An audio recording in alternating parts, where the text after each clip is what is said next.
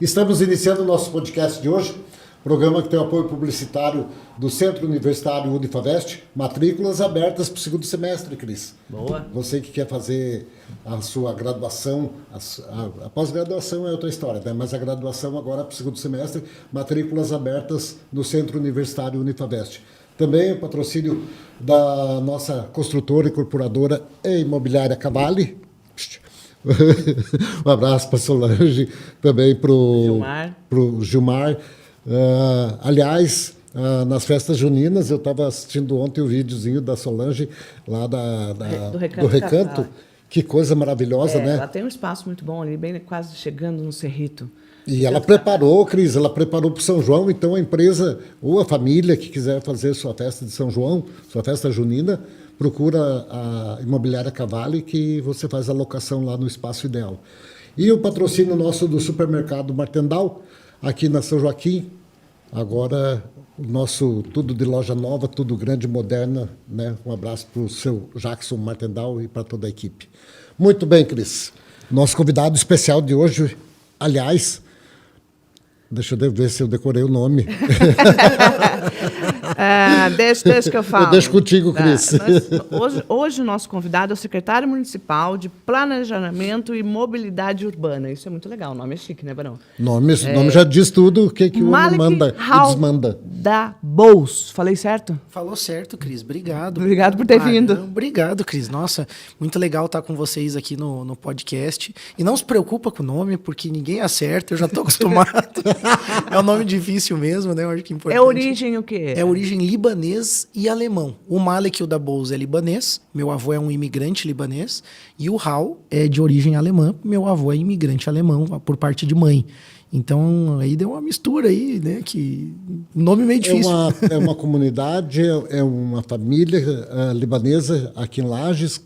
Conta para nós um pouquinho dessa história do teu avô, Malek, por gentileza. Obrigado, Barão. Eu gosto muito de falar sobre a história e valorizo muito a história, né? Quem veio antes de nós, né? A gente tem que valorizar na nossa cidade, valorizar na nossa família. E o meu avô é um grande guerreiro, né? Ele veio do Líbano na década de 50 para o Brasil, sem praticamente nenhuma condição e acreditando num sonho, né? De que o Brasil era um país próspero, enquanto o Líbano, na época, sofria com as guerras. E aí ele veio para ser mascate de roupa mesmo. Ele veio com aquela malinha de roupa, batendo de porta em porta, vendendo a roupinha de porta em porta. Ele tinha, na verdade, ele tinha 18 anos no documento.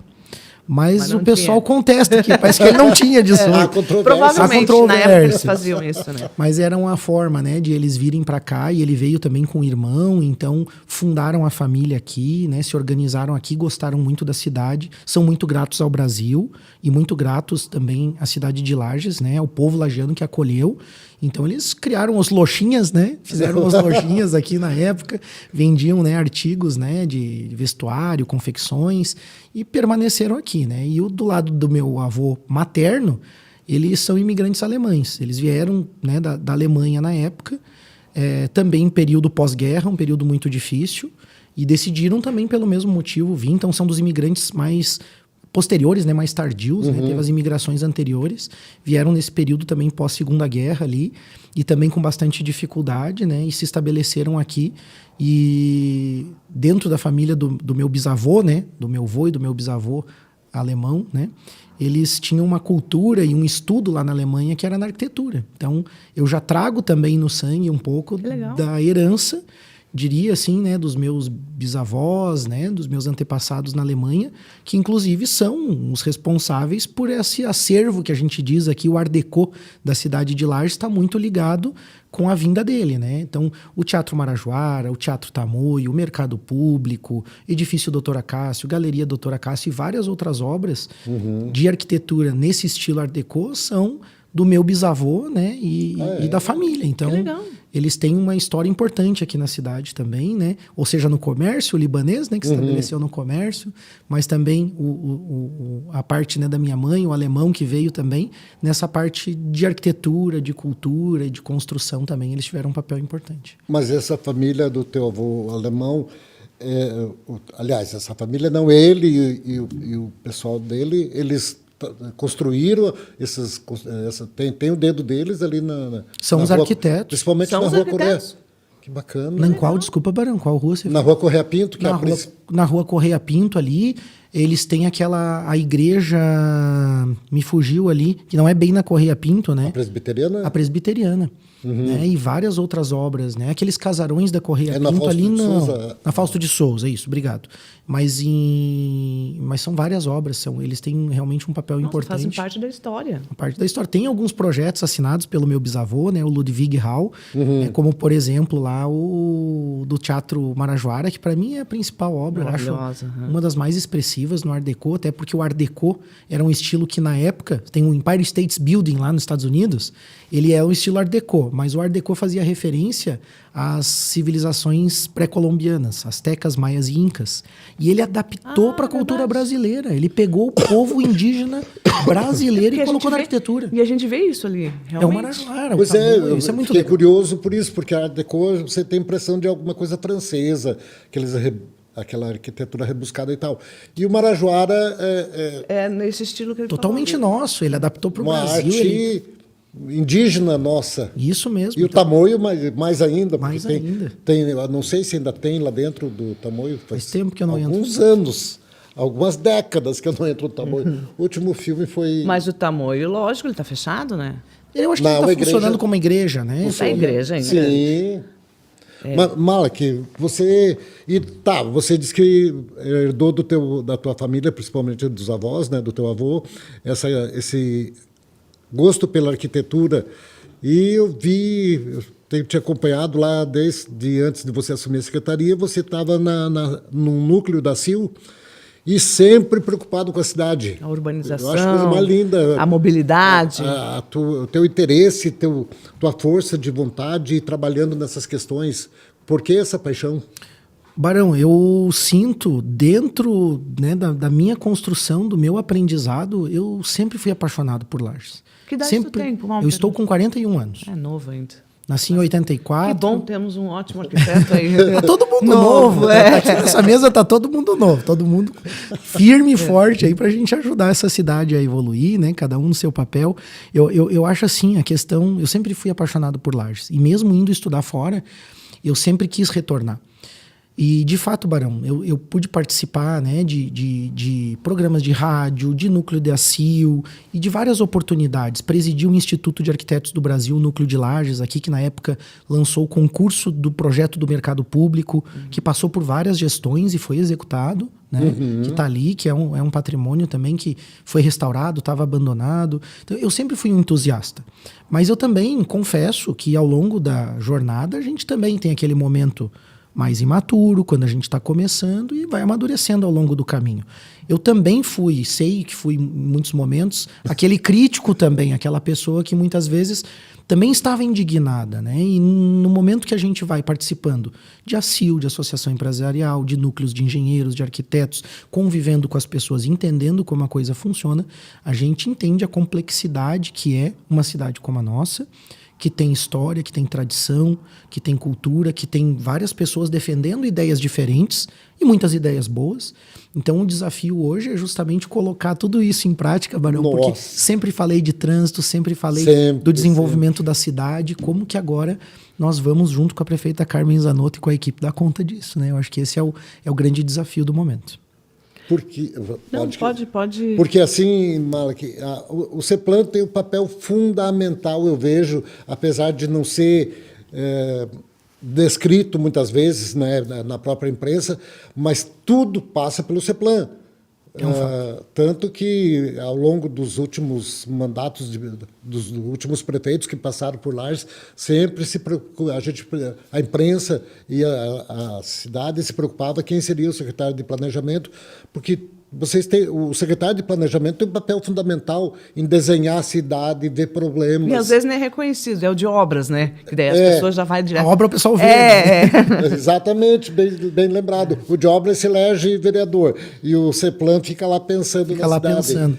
Malak, nós temos não digo um problema, Lages tem uma situação ímpar, que nós estamos a 960 metros acima do nível do mar, no entanto temos alagamentos grandes que agora diminuíram de umas 2 décadas para cá, meio que se resolveu o problema do Cará.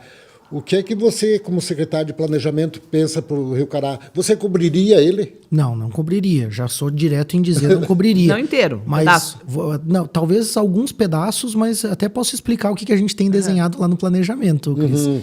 O que a gente tem pensado, Cris? A gente tem observado a questão da drenagem com muito critério, porque ele é um tema hoje que, inclusive, a sociedade se manifestou através do Pacto pela Aceleração, pedindo um plano de drenagem para o município. Né? Então a gente vê que é evidente nas comunidades os problemas, como você bem colocou, Barão, alagamentos, desafios. A cidade cresceu, né? A cidade cresceu. Mas a grande questão, e a gente também tem que usar esses momentos, né, como vocês atingem um grande público, para dizer, a nossa cidade ela foi ocupada de maneira equivocada. Então, o que aconteceu é que nós ocupamos as áreas alagáveis do município. Diferente de outras cidades mais novas, mais recentes, que não ocuparam essas áreas. Eu gosto de dar muito um exemplo, porque ele é muito claro. Nós temos um bairro na cidade chamado Várzea.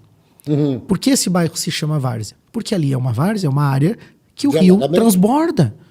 E quando a gente fez agora recentemente um estudo de alta tecnologia no convênio com a UDESC, eu tenho que agradecer também as universidades aqui da nossa cidade, da nossa região, a UDESC nos propôs e nós firmamos um convênio para fazer um levantamento e atualização cartográfica da cidade, com fotos aéreas e com levantamento de laser de alta precisão.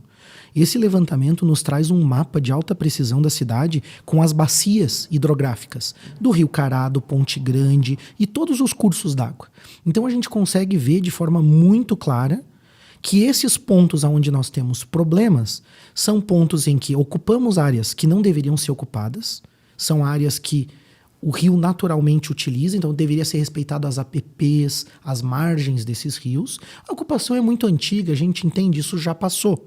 O que nós podemos fazer agora é, de fato, o plano com esses estudos que nós estamos realizando para entender aonde nós vamos aumentar as galerias, aonde nós vamos fazer tubulações de drenagem, mas tudo isso com tecnologia, com simulação em computador, para que a gente possa, de fato, projetar e usar bem o nosso dinheirinho, que é curto. E o nosso recurso na cidade é muito apertado. E são obras caríssimas. São obras caras. É verdade, Barão. São obras bem caras. Né? A gente vê, por exemplo, assim, o Ministério Público, né, constantemente cobrando e fiscalizando o município, e a gente sempre responde, está muito aberto a esse diálogo. Queremos homologar os estudos ambientais que nós estamos fazendo, que é o diagnóstico socioambiental, com o Ministério Público junto, com a sociedade, através das audiências públicas, porque esse estudo é que vai trazer e apontar algumas soluções.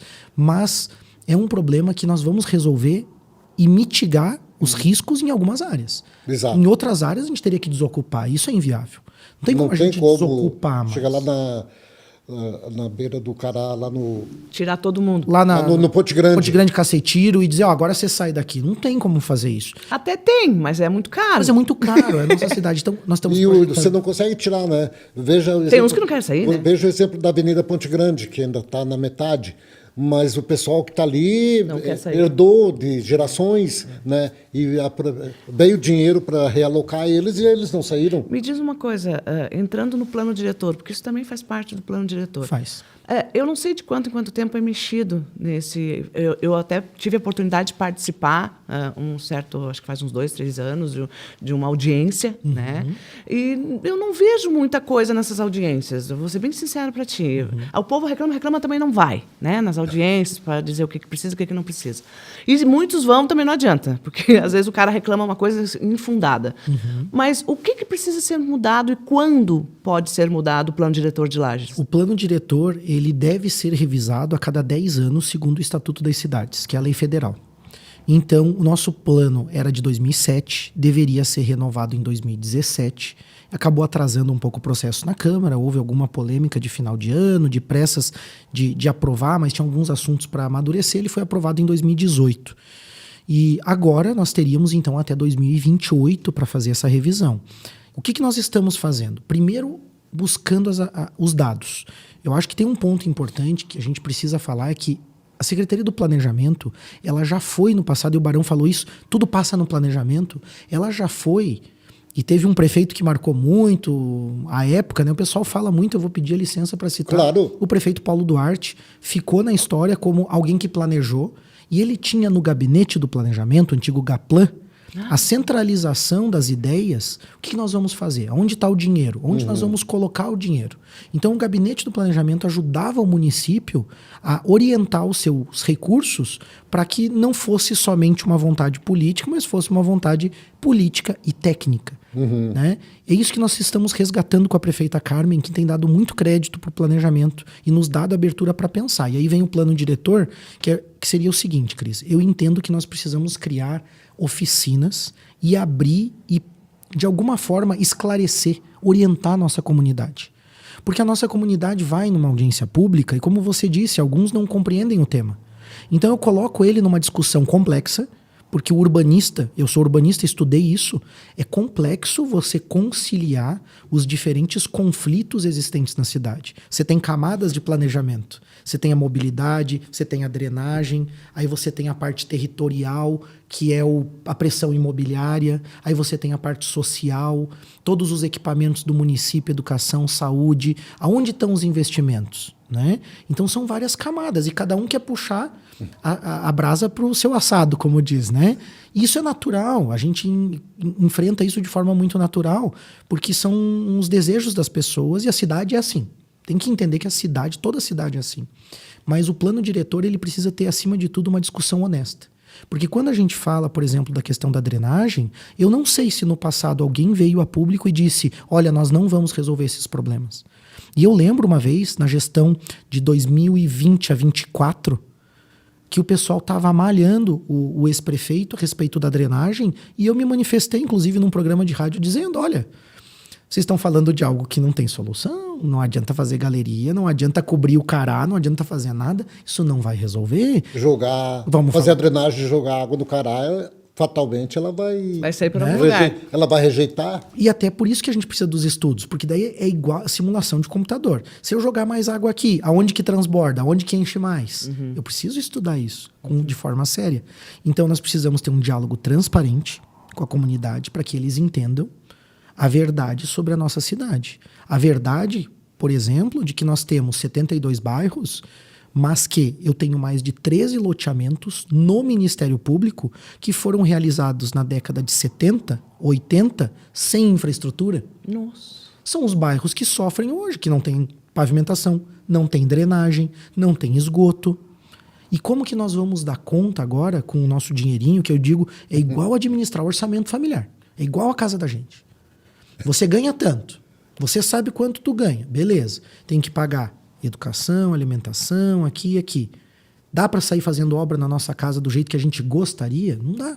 Dá para sair asfaltando rua sem a infraestrutura. Como é que chama? A infraestrutura básica, drenagem, né? Drenagem, a rede pluvial, esgoto, não dá. Que não é só jogar o asfalto, né? Exatamente. Então, o que a gente fez? Uma programação muito séria para usar os recursos e salvar aquilo que era recurso que estava perdido. Isso foi bem no início da gestão.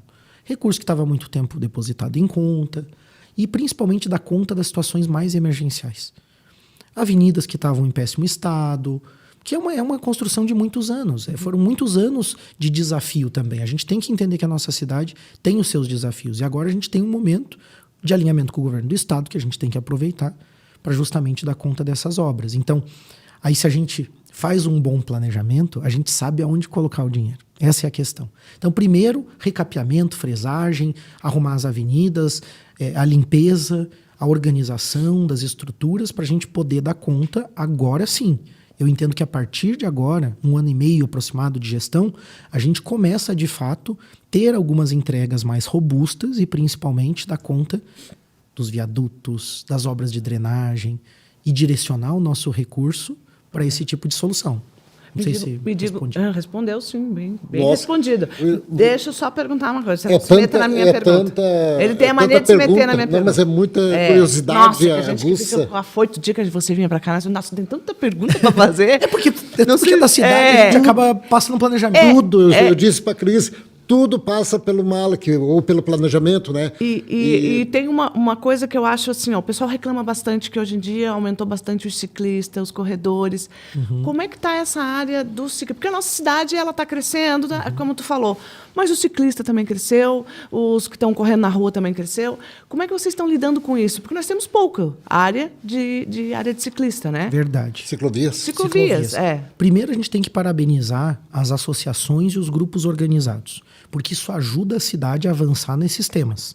É muito difícil quando chega um cidadão, diz, precisa tal coisa, mas a demanda está mal construída. A gente também tem a organização. Então, primeiro, os ciclistas estão muito organizados. Isso é muito positivo. Mas eu também tive a oportunidade de fazer 2 pesquisas científicas no tempo da universidade, que era o diagnóstico cicloviário e o planejamento cicloviário. Eu fiz 2 pesquisas sobre Balneário Camboriú na época, e hoje muito do que se vê lá a gente estudou na época e apresentou para a prefeitura. Mas qual que é o ponto da ciclovia? Ela tem 2 aspectos, o lazer e o funcional. O lazer, que está relacionado com os grupos de pedal, que por esporte, por saúde, buscam as rodovias, estradas de interior, ou é o mountain bike, ou é as rápidas lá, me fugiu o nome agora, que o pessoal busca justamente para o esporte, para o lazer, né, que é algo muito importante para a gente construir também em Lages. E o funcional, que a gente muitas vezes ignora, que é o trabalhador lagiano, que ainda utiliza e que poderia utilizar mais, né, se a gente conseguir incentivar mais isso, utilizar as ciclovias funcionais para ir trabalhar. Né? Então a gente tem operários, a gente tem pessoal da construção civil, tem muita gente que utiliza. Não utiliza mais porque tem pouca ciclovia, é um fato. Mas tem pouco ciclista que vai trabalhar, pouca pessoa que vai trabalhar de bicicleta, mas é porque tem pouca ciclovia. Então é um fato, nós não temos uma malha cicloviária. O que nós temos são partes desconectadas de ciclovias, e a ciclovia ela entra muito numa questão cultural também. Né? Qual que é o nosso desafio? Clima, topografia, que o nosso clima não favorece muito, uma manhã como a de hoje, né? A gente amanheceu hoje com bem dizer 2 graus, uma geada forte, né? Então quem está nos acompanhando aqui vai ver o programa, mas a manhã de hoje aqui foi dura, foi fria. Mas agora a gente está em inverno, não tem problema, né? O programa, quando estiver sendo exibido, ele vai continuar no inverno. Então o que acontece? Tem a questão da topografia, a questão do clima, a questão cultural, que são desafios também para a gente vencer. O que eu entendo? Dentro dessa disputa por espaço, hoje nós temos a disputa principalmente do carro. É muito difícil. Eu lembro que teve um secretário que implantou uma ciclovia na cidade e foi rechaçado, porque não tinha que ser via para o carro, porque está congestionamento, e perdeu a ciclovia e botou via para o carro. Ele voltou atrás pela pressão popular. Então, nós precisamos... A Dom Pedro é o exemplo característico, né? Eu lembro, Cris, eu trabalhava no jornal Momento, quando foi feita a ciclovia dela, muito prática, por sinal, porque a Dom Pedro facilita para o ciclista. É verdade. E eles não usavam. Aí vem aquela questão que você acabou falando. Falta ainda a cultura. E tem alguns erros também, que de repente, assim, o pessoal foi muito bem intencionado. Eu acho que aquele projeto da Dom Pedro foi um bom projeto urbanístico para a cidade, importante, estruturante. Acessibilidade, né? Ele tem, né, a parte de acessibilidade, ciclovia, ponto de ônibus, foi muito bem pensado. Né? Então, qual que é o ponto só que se equivocaram na ciclovia? É que a ciclovia, de paver, ela gera muita trepidação na bicicleta. Principalmente para o trabalho. O paver é aquele pavimento de concreto, o tijolinho. A lajotinha, tijolinho. Verdade. Então, Nossa, nem dá. Se tivesse feito a ciclovia de cimento alisado, ou mesmo o asfalto e só dividir com meio fio, os ciclistas iriam usar. Então foi uma coisa simples e até a gente tem mirado nisso, Barão. A gente tem pensado, não sabia disso. A gente tem pensado em tirar o paver e fazer concreto ali, e eles vão usar. Pode ter certeza. A hora que tirar o concreto... Uma das rejeições, olha que coisa. Mas é certo. Uma coisa simples. Mas porque as bicicletas mais modernas, elas têm um amortecedor, mas a grande maioria não tem um sistema. Desculpe, mas o trabalhador, ele tem uma bicicleta mais simples. Bicicleta barra forte lá, o pedal do dia a dia, bikezinha ali, a mountain bike, que não é. E a Duque? Bom, a Avenida Duque... A ciclovia da Duque no meio do campeiro. A ciclovia da Duque, ela funciona. Ela é um modelo controverso. Mas dá um risco, eu acho um risco. Eu também acho. Eu vou correr lá essa semana, quero experimentar ela.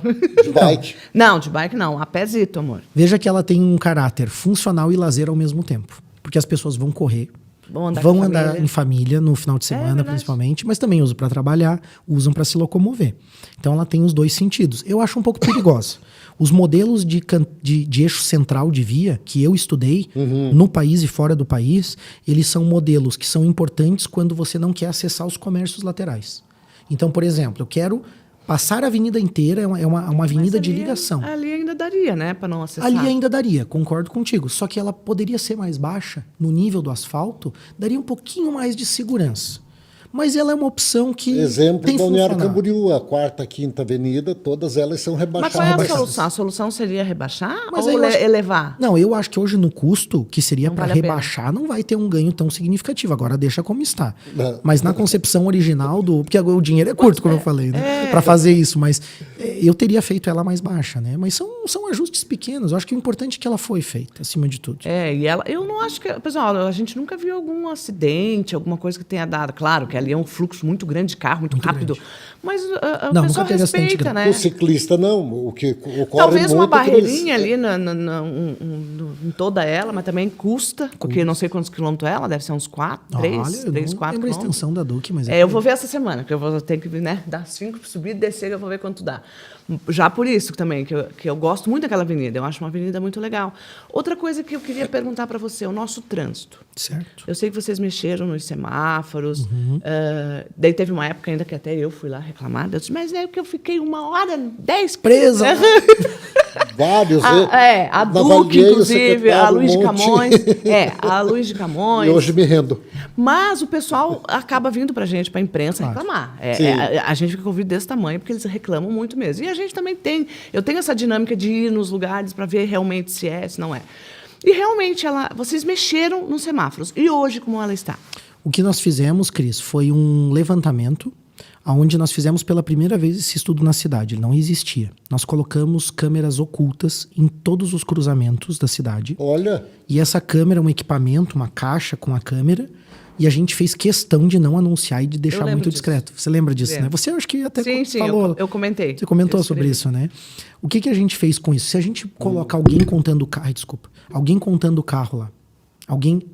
Um agente de trânsito ou um engenheiro lá. As pessoas veem, não sabem o que está acontecendo, elas Freio. mudam o comportamento no trânsito.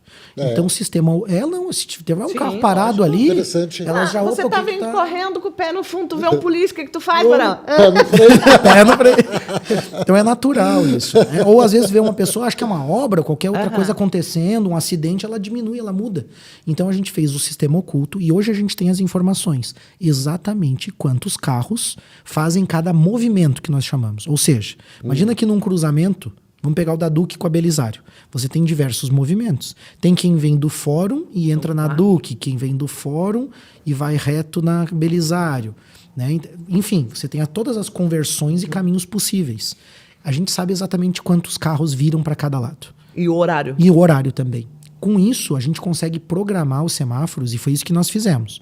Lages tinha 2 programações de semáforo. Uma programação para o dia e uma para a noite. E só. O nosso sistema, que é o que já estava funcionando, ele permite mais programações. Então, nós criamos a programação para o horário da manhã, que as pessoas estão indo trabalhar, e o fluxo é diferente. Então, a gente chama de pico, o pico da manhã. Mais rápida? Na verdade, no horário do pico, a gente prioriza os movimentos maiores. Vou dar um exemplo. A Presidente Vargas com a Belisário Ramos. As pessoas, nesse horário da manhã, estão vindo trabalhar, o fluxo maior entrando no centro. Então, eu preciso dar um pouquinho mais de segundos de tempo para esse fluxo que é maior. Então, esses foram os ajustes que nós fizemos. Passar limpo todos os cruzamentos e verificar o ajuste dos tempos. Eu vou dar um outro exemplo que foi de muito sucesso, que é o semáforo inteligente, que foi um teste que nós fizemos. Na Frei Gabriel com a Belisário Ramos. Não tinha semáforo ali. O carro que descia a Frei Gabriel, que vinha ali do centro, ele passava reto, rápido. Se dane quem vai entrar. E se dane a Belisário Ramos. Né? E ele tocava e fazia uma fila na Belisário, principalmente no pico da tarde, ali por volta das 6, 7 horas, fazia Por causa da faculdade? Por causa da faculdade. Fazia um fluxo grande, fazia uma fila grande, que saía ali mais ou menos daquele cruzamento da Praça dos Motoristas, que hoje está em obra, que nós estamos revitalizando. Daquela pracinha, ia quase até na ponte ali da Caetano Vieira da Costa. Nossa, bastante. Então era uma fila grande. Por que isso acontecia? Porque o fluxo maior de carros eram 7.000 carros na Belisário Ramos. Indo pra contra faculdade. 4.000 da Frei Gabriel. Quase E dobro. quem que era priorizado? Os 4.000. Então, por que o semáforo inteligente foi importante? Porque ele adapta os tempos e dá tempo para onde tem o carro. E a gente também criou aquele sistema, né, de esquerda. A setinha da esquerda, a Que setinha para até quem a vai gente reto. imaginando aprender. Até a gente aprender, mas agora aprendi. parece que todo mundo Aprendi. tá funcionando bem. A gente ganhou isso. A gente ganhou em tecnologia, ganhou em tempo, né? E fizemos uma experiência E importante. vai ter mais essa inteligência? Esse que é o ponto. Agora nós vamos licitar. Nós estamos em fase de preparação E licitatória. aonde? Porque o Lajano Qual- se qual deu os bem, né, pontos? Cris? Com a sinaleira, essa direita livre, o abrir mas mais cedo. é a primeira vez que eu cheguei, eu não sabia nem pra onde é que eu ia. A do porque Bar tinha do tantas- Gordo, que o Lajano, essa ali o Lajano adotou, né? Ele entende bem que a da direita. Tem mais estudos nisso. Tem mais estudos nisso. O que acontece? Sempre que o semáforo for independente, que ele não está amarrado na chamada onda verde, que é aquela sincronização como Que a é da Luiz Dom Pedro, Camões, Luiz de Camões, é. Dom Pedro, que tá funcionando bem de novo, né? Ela já está funcionando bem. A gente, quando faz a mudança, Ali tem mexeu ajustes. com a cabeça. Foi a época que deu a dor de cabeça. Assustou. Né? Assustou todo mundo. Hoje a gente já vê que já está fluindo, já está dando certo, mas a gente ainda está fazendo pequenas correções. Mas e a inteligente, aonde vocês vão colocar? Isso que eu ia dizer. Aham. Quando você tem a sincronização, não permite colocar inteligente. Não precisa. Por quê? Quando tem a sincronização, a inteligente o que ela faz? Não tem nenhum carro vindo aqui. Ela pula. E se eu pular, eu falho a sincronização do semáforo que está lá na frente. Então, quando tem sincronização, não dá para botar o inteligente. A gente vai colocar um sistema adaptativo que também se performa melhor do que o que a gente está usando hoje, mas onde são as grandes avenidas Dom Pedro, vai seguir com sincronização e não com o inteligente. Tá. Nos cruzamentos independentes, vamos pegar um caso. A da Manuel Antunes Pessoa com a Bernardo Gonçalves Kister, é a da Penha. Quem passa ali ao lado do cemitério da Penha, chega próximo aos mercados ali, tem aquele cruzamento. Aquele semáforo funciona sozinho. Ali cabe o inteligente. Ali é legal. Ali é legal, ali consegue colocar o inteligente. Mas nós temos um gargalo grande hoje, não sei se você já mexeu nele, eu acho que não, no Lecanar. Quem vem do fórum para o centro educacional Angeloni, ali está bagunçado, ou não está? Ali, na verdade, Já assim, teve ó, pior, Barão, eu acho. Já teve pior. também já teve pior, mas assim, ó, agora eu vou entrar no tema que é a grande mudança de cultura que nós vamos construir. Eu acho que esse planejamento vai levar uns 10 anos para se consolidar em Lages. Espero que, independente de gestão, as pessoas toquem esses estudos para frente. Quando a gente vai a Chapecó, quando a gente vai a Blumenau, vai a Curitiba, vai a Florianópolis, a gente diz assim, mas tem áreas que o trânsito... Florianópolis não é um bom exemplo. Mas a gente vê Curitiba, por exemplo, né, que eu acho que é um dos melhores exemplos. O trânsito flui. Flui. Por que flui? Porque eles fizeram o dever de casa tecnicamente, nós já estamos estudando isso. Vamos pegar o exemplo da Avenida Marechal Castelo Branco. A Castelo Branco hoje ela passa em frente à Uniplac, à universidade, ao mercado e uma série de equipamentos que tem ali. Ela tem 2 mãos indo e 2 voltando. Aquela avenida, ela talvez tenha que ser 4 pistas indo. A Duque, 4 pistas voltando.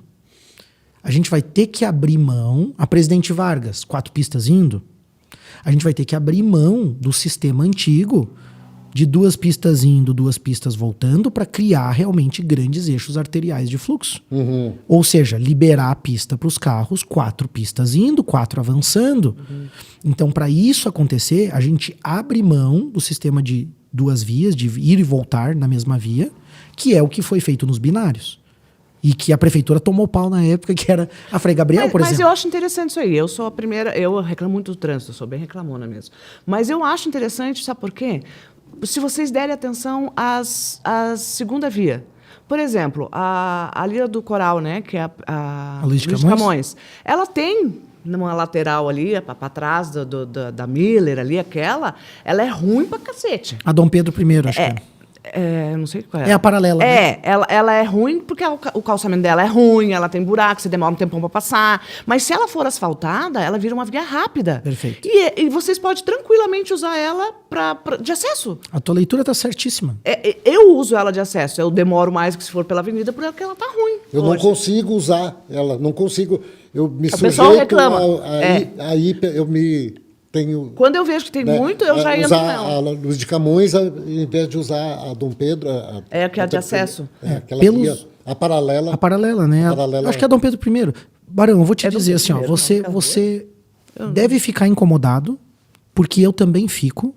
Com A gente tem que ser muito honesto com os desafios da cidade. Exato. Qual que é a questão? É que nós vamos ter que fazer essa mudança na cidade. E aí, a gente tem um desafio que é equilibrar o que é técnico com o que é político. Porque eu lembro quando recursos. fizeram o binário da Frei Nossa! Gabriel com a Caetano Vieira da Costa, o quanto aquilo... Não, porque vai quebrar meu comércio, porque vai acabar com a cidade. E hoje funciona O super bem. secretário da época, o Todeschini, Todeschini. ele não Foi? podia sair na rua. Não, foi quase linchado? E eu lembro, eu me manifestei na rádio, eu digo, gente, ele tá certo, o engenheiro tá correto. Ali Tem que fazer o binário, ele tá correto. E funciona super bem. Hoje isso ali. E funciona hoje super funciona maravilhosamente bem. Então nós- Até o binário da Humberto de Campos com a... Da Humberto de com Campos. Com a Benedito Marcondes do Amaral. Benedito. Só que ali nós vamos ter que fazer uma alteração. Acredito, eu ia te perguntar isso. Abrir a Humberto Você de lembra? Campos. Quem vem da Duque tem que poder entrar na Humberto de Campos para que ela realmente funcione como um binário. E aí, no semáforo ali da Benedito, não pode ter o pessoal saindo da Duque e entrando na contramão não, né? Contra o sentido natural da Benedito ali. Exato. Tem que funcionar como um binário, efetivamente. Então nós vamos Ela tem fazer... que ser um binário, Tem que ser um né? binário. Pra Nós vamos- fluir. Pra fluir. Nós vamos fazer essas alterações. Vamos criar binários no Copacabana Santa Talvez Helena. levar bordoada. Agora é minha vez. Porque o engenheiro Sérgio ele fez um trabalho fantástico, né? E Mas ele não tinha conversa, vamos conversar. Tudo bem, ele foi, mas as pessoas não conseguiam conversar com ele.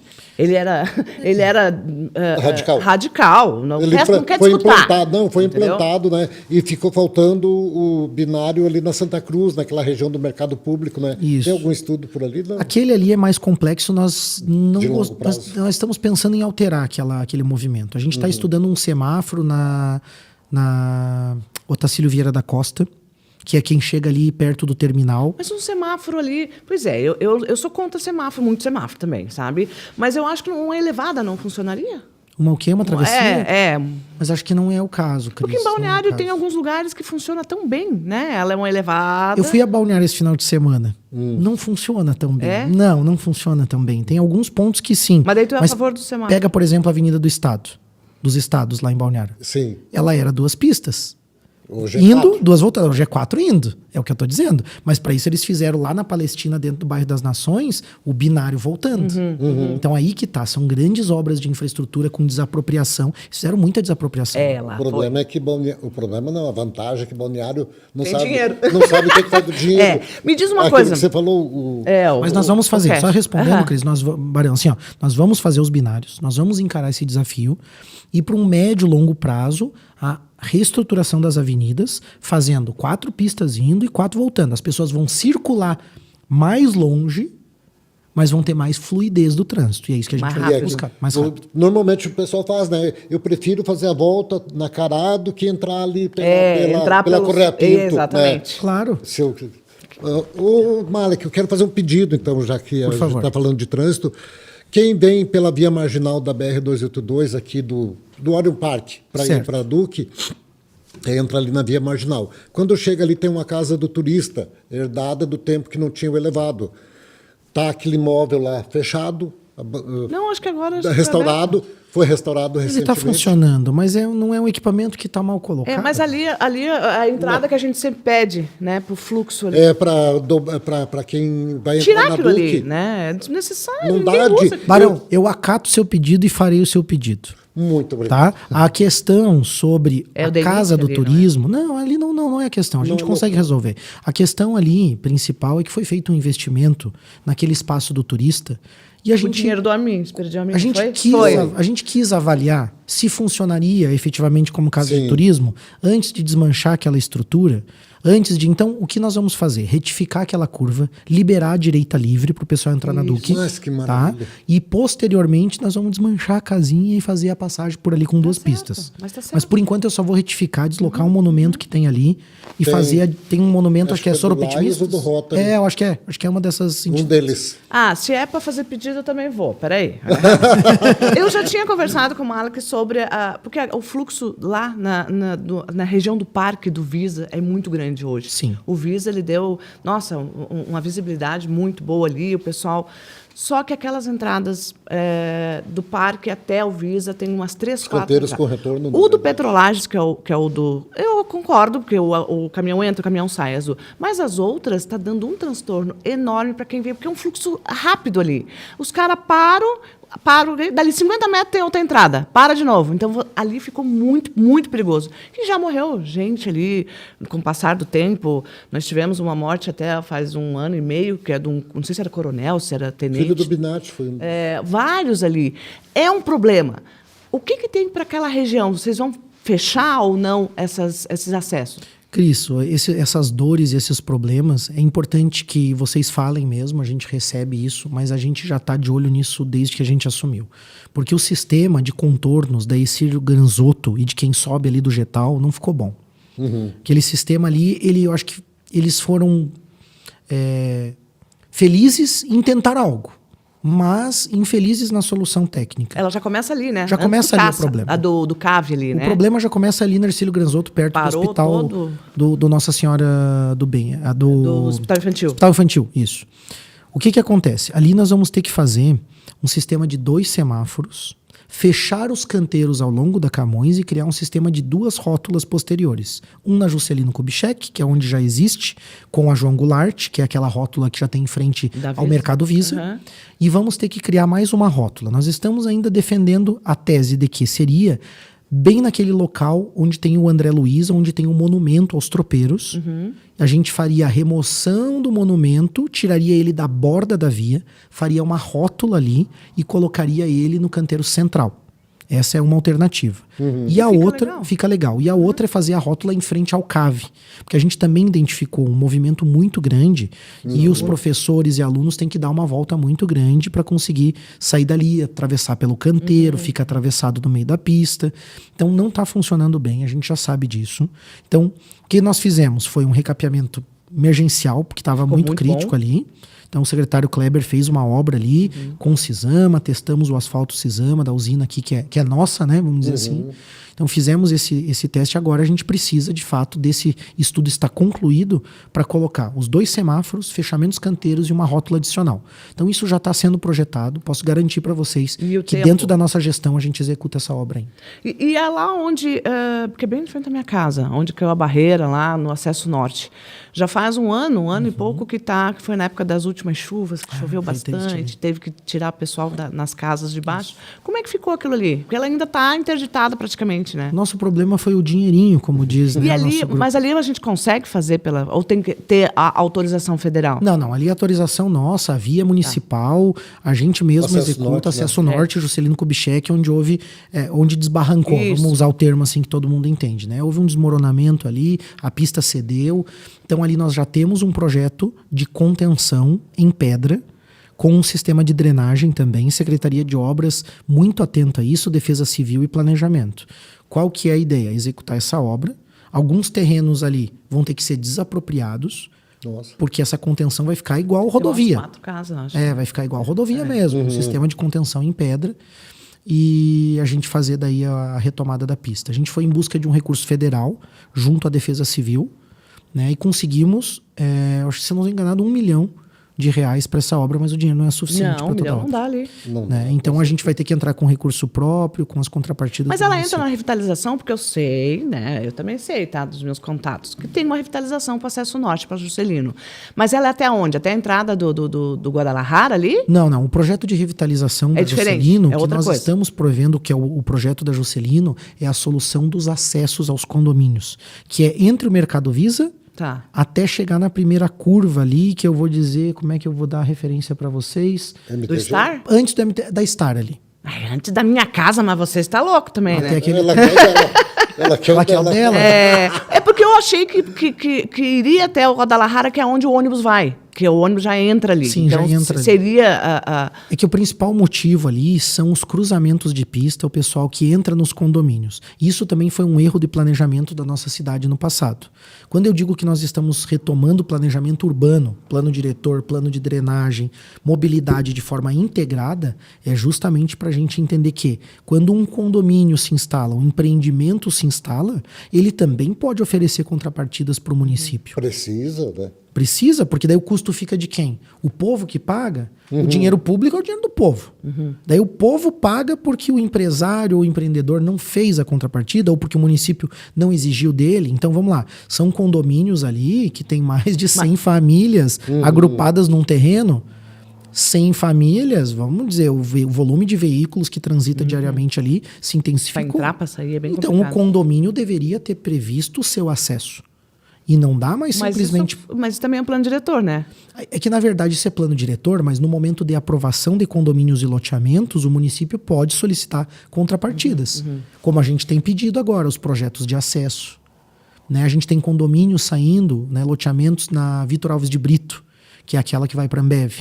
Então, naquele segmento ali, o nosso diretor de mobilidade urbana, né, a nossa equipe técnica, e aqui eu quero aproveitar para dizer, uma excelente equipe técnica, tanto na figura do nosso adjunto, do secretário adjunto, do David, como de todos os diretores. A gente tem uma equipe de engenheiros, de arquitetos, de bons profissionais. O que a gente está fazendo? Vem um empreendimento, a gente está olhando a questão de rede elétrica, de infraestrutura viária.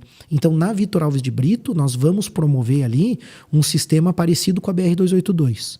As duas pistas da Vitor continuam indo e voltando e vias marginais para dar acesso aos empreendimentos.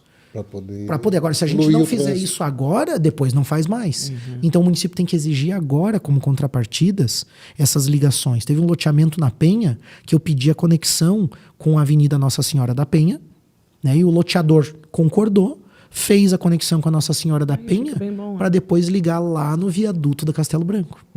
Então são coisas que a gente tem que ir amarrando, porque a cidade vai crescendo. Claro. Você falou dessa questão e a Penha, a ferrovia, a passagem ali. Como é A que tá passagem essa da questão? ferrovia. O viaduto, Dois o pessoal projetos. reclama ali, né? Dois projetos. Pedem encarecidamente. E a ferrovia agora abandonou de vez, né? Infelizmente, um crime.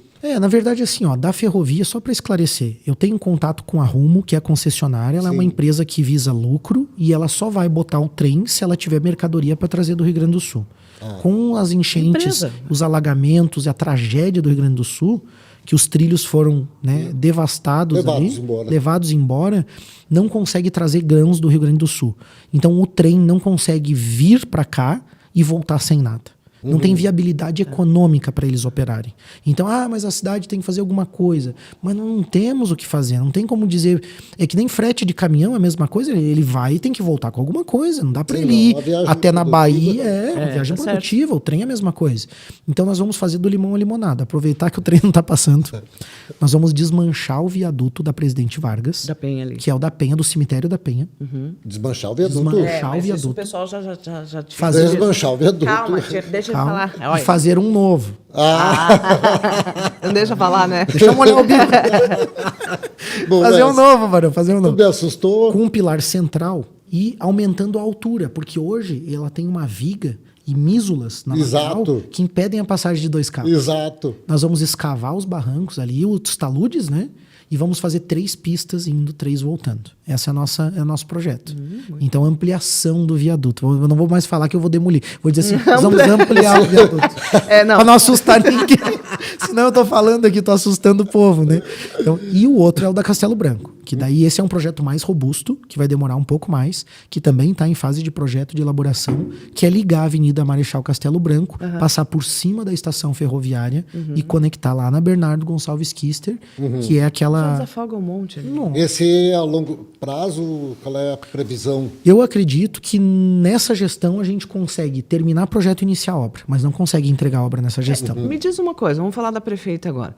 A prefeita, ela cobra, a gente conhece ela, né, há muitos anos. Então, o que ela pede para você com urgência? E o que ela quer deixar de legado na tua área? Eu acredito, assim, excelente a tua pergunta, Cris. Nós estamos fazendo, acho que pela primeira vez, eu não sei se isso já foi feito no município, um planejamento estratégico.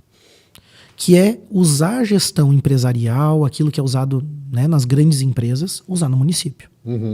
Para responder essa pergunta, porque a prefeita sabe o que precisa ser feito. Nós precisamos melhorar emprego e renda. Então, o que a prefeita nos pede? A liberação das áreas industriais, que tem TACs, São Paulo, São Francisco, arrumar a Cidade Alta, que o secretário Kleber está fazendo asfaltamento da Aristeu Rodolfo, da Clélio Miola, da Eleodoro Muniz, a melhoria das vias lá também, próximo à Penha, que é a Major Bibiano, melhorar as áreas industriais para dar condição para o povo trabalhar. Então, essa é uma prioridade dela. Segunda, criar novos atrativos para que também gere turismo e renda. Parque Turístico do Salto e o Parque Industrial, que é utilizar aquele terreno que nós temos, né, que eu nem vou citar o nome da empresa que era para ser na época, porque aquilo nos doeu muito, a gente acreditou lá fora, lá na região dos Índios, que é o Parque Industrial. Tá? Parque dos Índios. Está finalizando o licenciamento ambiental e nós vamos em busca de uma parceria para a execução das obras. E vai dar certo. Então, Parque Turístico, Parque Industrial e as áreas industriais. Então, essa é uma frente de trabalho que ela nos pede muito.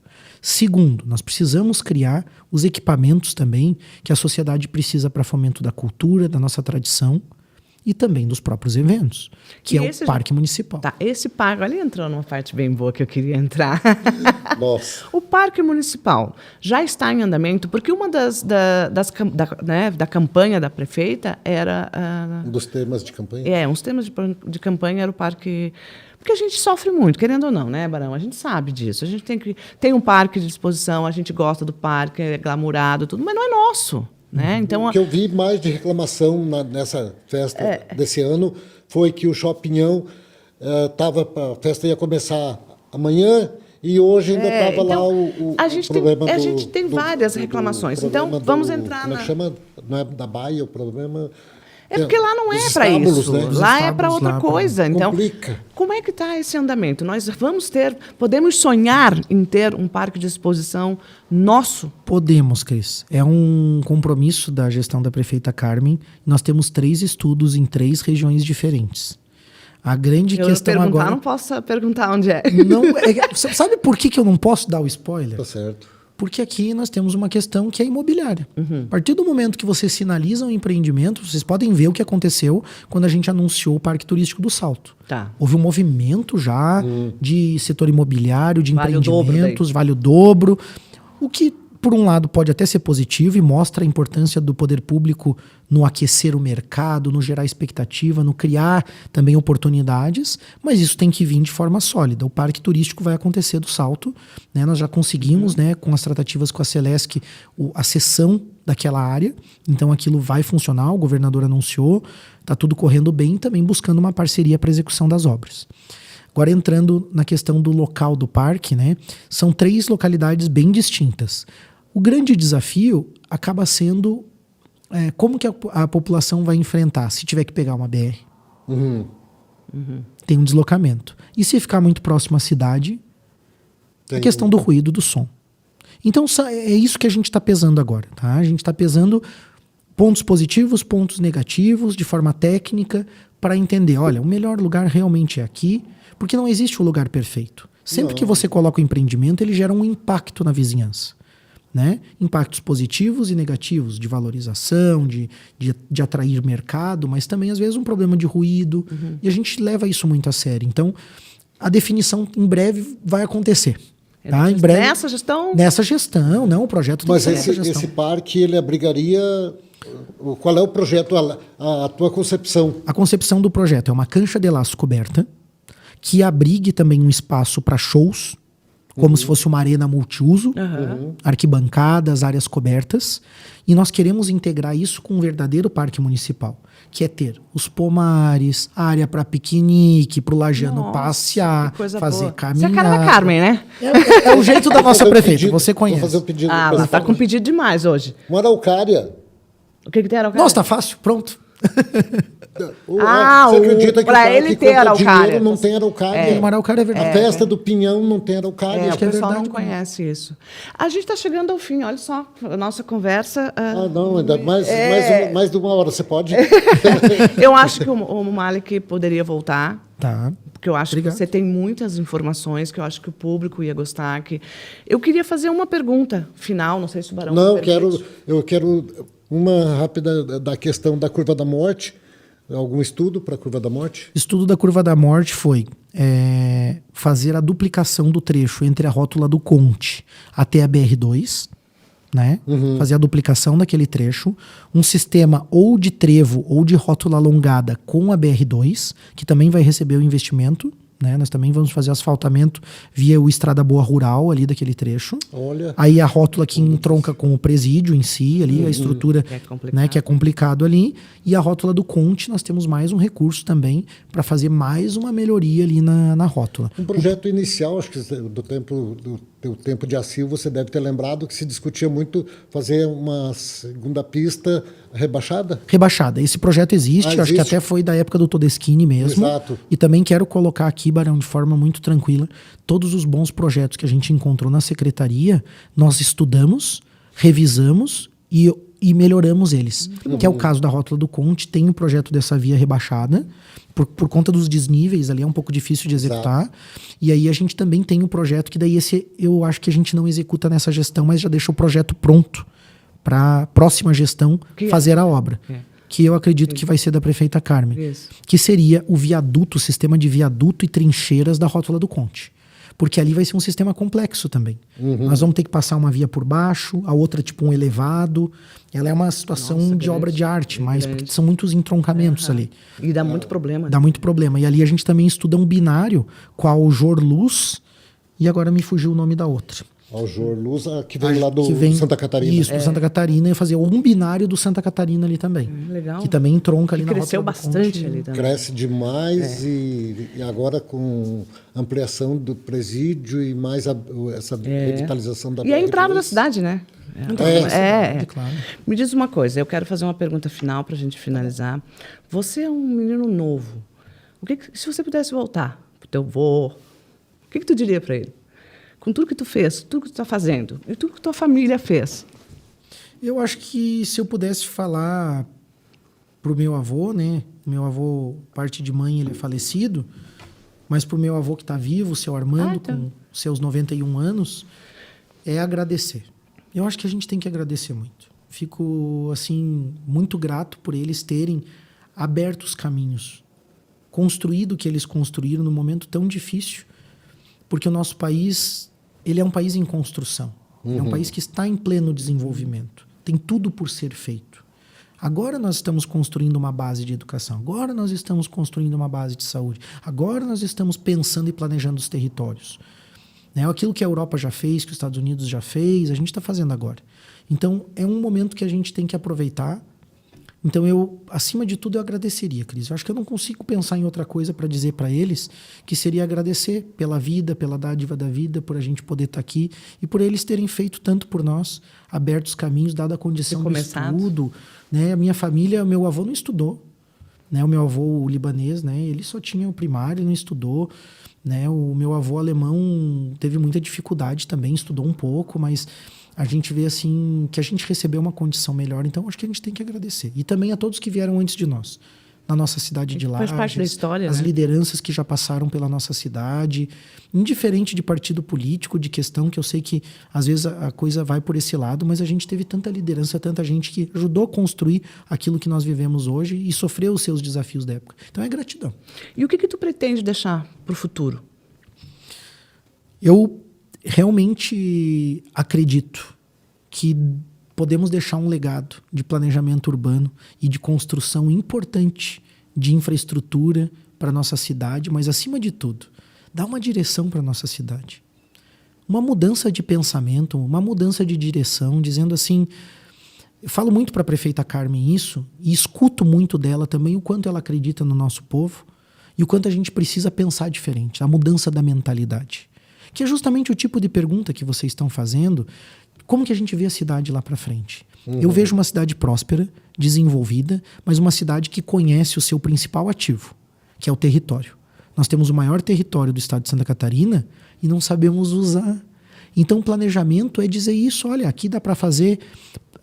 Nós perdemos a bacia leiteira, nós perdemos produção agrícola em diversos setores, temos um agro forte, que ainda mantém... Recentemente o Dr. Roberto Amaral esteve aqui e ele falou essas sobre palavras. Falou isso também. Veja que a gente está criando dentro de um pacto, dentro de agro, um pensamento comum. Então, olhar o nosso território. Santa Terezinha do Salto, como é que é o tipo do solo? O que, que dá para plantar lá? Índios, como é que é a característica? O que, que dá para plantar lá? É para plantar? É para criar? É para produzir? O que, que a gente tem? E definir isso de forma conjunta, que é plano diretor, que o plano diretor não fala só do urbano, fala dos territórios rurais. Sim, e a gente extensão territorial do município. Do município, a gente chamou as entidades rurais para participar pela primeira vez do Conselho Plano Diretor. São mais de 30 representantes. Né? Nem todos vão na reunião, mas o pessoal tem alguns participando ativamente, que é justamente isso que a gente quer, discutir o território. Então, o que eu visualizo, quando você pergunta legado, é deixar um bom plano para a cidade, que a cidade sabe aonde vai chegar, onde está o nosso potencial, um planejamento de longo prazo, um planejamento estratégico para o município executar essas ações, que eu vou acompanhar junto com a prefeita, passo a passo, junto com as secretarias, é isso que nós estamos fazendo, um diagnóstico e um plano de ação, para que cada secretaria saiba quais são as 10 prioridades da secretaria. Aonde que está a dor maior das pessoas, do povo, do cidadão? Aonde que a Semasa tem que agir primeiro? Aonde que obras tem que agir primeiro? Aonde que a agricultura tem que agir primeiro? Ah, é na estrada de interior, é isso? Então tá, qual ação nós vamos promover? Então, nunca foi feito um planejamento como esse. Eu acredito que é devolver o protagonismo do planejamento da nossa cidade, como foram os tempos do antigo GAPLAN, e dizer, tá aqui o nosso plano, esse é o nosso plano de desenvolvimento, e se Deus nos permitir... Só uma referência que a gente falou bastante do Sérgio Dodeschini, mas eu quero fazer um elogio de público aqui, do que nós tivemos do Marcos Lenzi, né? Outra pessoa que, no tempo do Paulo Duarte... O Marcos Nerbas? Não, Marquinhos Lenzi. Marcos Lenzi? Marquinhos Lenzi, hoje eu acho que ele mora em Balneário, já está com idade igual a minha, já se aposentou, mas também pensou bastante. Pensou muito, né? E vem os sucessores como você, né? Que a gente fica encantado de ver essa tua preocupação com a cidade e fazer uma cidade melhor. Obrigado, Bruno. Mas, a gente está muito encantado realmente, que a palavra, tá? Você me surpreendeu. Obrigado. Eu já te conhecia há bastante tempo, mas você como secretário, você surpreendeu. Pro lado bom. E isso é bem legal, né, Barão? Nossa, a gente só chama aqui essa... por 2 coisas. É bom ou é ruim, né? O teu foi bom. Porque a gente queria conversar com você, a gente queria saber como tu pensa, o que vai acontecer com a cidade, até porque é interesse das pessoas da cidade. E vai ter que voltar para falar mais coisas, porque o programa ficou pela metade hoje. Exatamente. Não, foi o maior programa até agora. Olha só. Eu acho que é o maior programa. E eu quero te agradecer. Obrigado por ter vindo, obrigado por ter dado a oportunidade para o pessoal entender como é que funciona. Muito obrigada. Obrigado, Cris. Obrigado, Barão. Né? Parabenizar vocês por esse trabalho inovador também. Esse formato é muito legal de conversa, é muito bom para a nossa cidade. Vocês colocarem as pessoas para falar e também fico muito grato pelo convite de poder estar aqui para falar de algo que a gente ama, de algo que a gente gosta tanto. E entende. Né? Entende também, está aprendendo, mas que a gente também estudou, se preparou e entende. Né? Então eu agradeço vocês por esse espaço. Né? Também quero agradecer a todos que nos acompanham e também deixar essa mensagem, né, da prefeita Carmen Zanotto e de todos nós, do nosso comprometimento, né, com essas ações, com isso que a gente está buscando aqui, e me coloco à disposição para a gente falar mais, até porque planejamento urbano tem os projetos do município, tem a praça coberta do calçadão, que o Barão pegou spoiler. Barão tá ligado lá. Tem a questão da praça coberta do calçadão, tem outros projetos. Então nós temos 72 projetos já entregues pela Secretaria de Planejamento. Temos a reestruturação do cadastro imobiliário da CEPLAN com o novo Geolages, com o Cigagel. Não, e vai ser rápido. Tem muita coisa. Logo daqui 2, 3 meses você já vai estar de volta. Com o maior prazer a gente vai te convidar novamente, porque precisa falar muito, né? E é bom transmitir para a população também, para os nossos telespectadores, essa preocupação, né, Malek? Obrigado, Barão. Obrigado. Tá, eu agradeço. É isso aí, encerramos. Encerramos, né, Cris, nosso podcast de hoje, fazendo uma referência muito especial ao nosso supermercado Martendal, à imobiliária construtora incorporadora Cavalli e também ao nosso Unifavest. Centro Universitário Unifavest, lembrando que matrículas segundo semestre já estão abertas. Tchau, pessoal.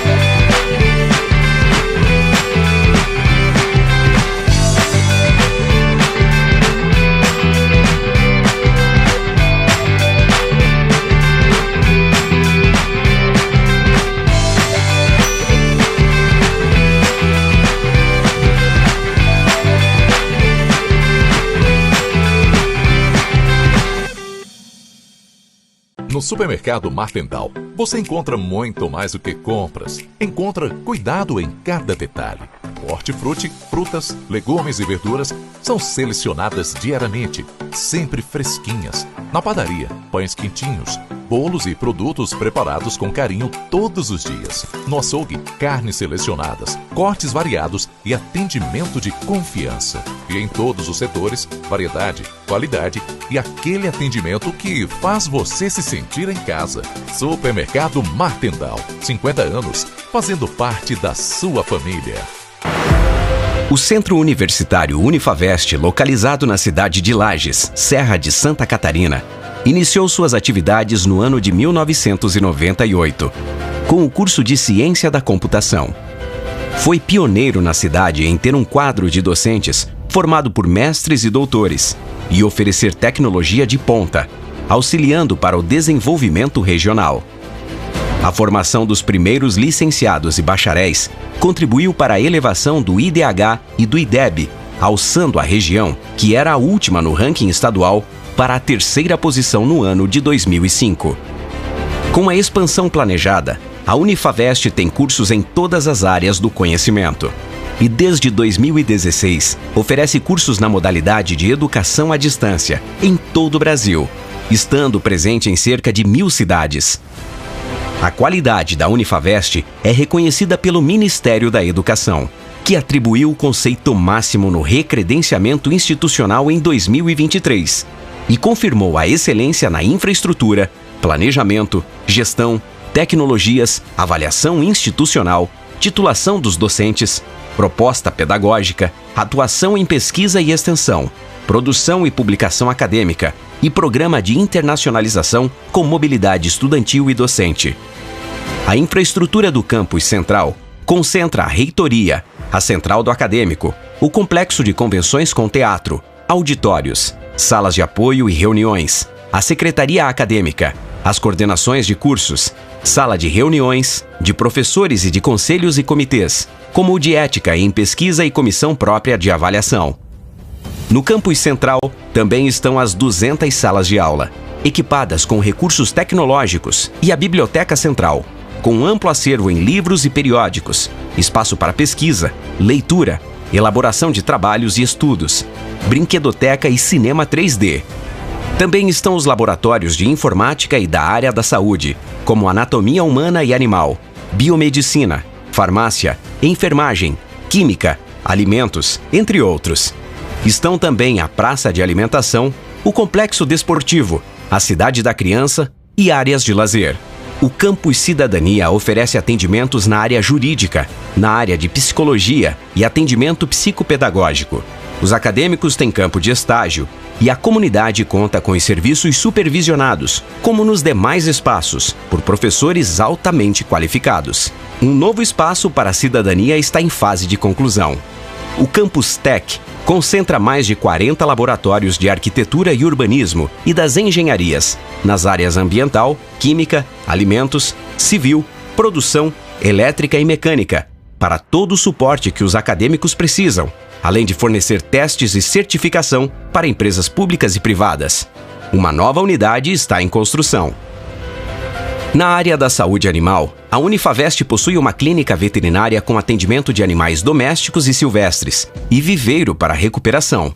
Possui também 3 fazendas-escola, uma para animais de pequeno porte e exóticos, uma de animais de grande porte, como gado de corte e de leite, equinos e ovinos, e uma terceira que é um santuário ecológico, com 5 milhões de metros quadrados, em que os animais silvestres e aves trazidos pela Polícia Ambiental são devolvidos à natureza, sem correrem o risco de novos internamentos ou mortes, modelo único no Brasil. O Campus Saúde tem convênio com o SUS e oferece serviços multidisciplinares e multiprofissionais, com as clínicas escola de odontologia, fisioterapia, radiologia, farmácia, biomedicina, nutrição e enfermagem. A triagem e encaminhamentos têm o suporte dos laboratórios escola, de serviço social e de ciências jurídicas e sociais. Neste campus, os acadêmicos desenvolvem as práticas integradas com os estágios, atendem a comunidade e têm todo o suporte tecnológico que é referência no cotidiano das profissões. O Unifavest Mais Saúde, hospital simulado, é o primeiro modelo estadual em oferecer para os acadêmicos dos cursos da saúde um espaço multiprofissional e multidisciplinar, com todos os equipamentos disponíveis em unidades hospitalares reais, com 3 entradas, uma para a comunidade, outra para a ambulância e uma exclusiva para os acadêmicos. Oferece simulação em enfermaria, UTI, clínica médica, consultório e uma casa popular para a saúde básica e preventiva. O espaço é composto por salas de observação, sala de realidade virtual e salas de metodologias ativas para problematização e estudos de caso. Unifavest. Incomparável.